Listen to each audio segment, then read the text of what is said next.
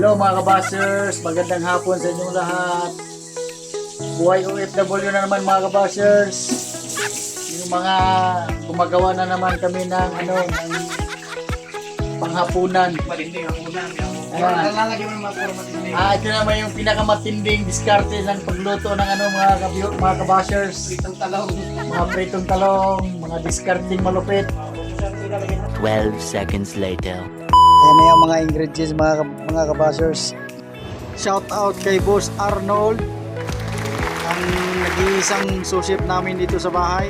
Shout out kay Utol, shout out din yung pinakamalupit na kumis. Shout out. God bless sa inyong dalawa. Pinakamalupit na kumis. Banat! Ito yung mga ingredients ng mga kabashers. Yung mga talong, mga kabashers. Ito yung mga namin dito, yung mga lagayan ng mga gamit, mga ingredients.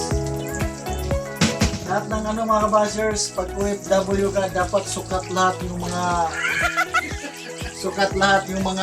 kabashers. Para magkasya. Oo, yung mga mantika mo, yung iba, ganyan, mga aso. Yan, gina na tayo. Yan, pinakamalupit na kumis. Tol. Sa tol? Bakit kita? A few moments later. Sige, buki to.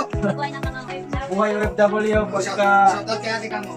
shout Sa out. mga taga-Baguio dyan. Sa mga Bagyo, shout out. Sa taga-Bagyo dyan. Oo. Ito ang buhay namin na OFW. OFW. Ay, Pagka-araw na walang sahod, ito mo na yung tip.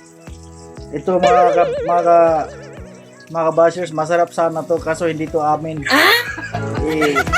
Iba yon, iba. Sa mga OFW din yan, mga kasama natin dito sa bahay. Ito lang yung amin na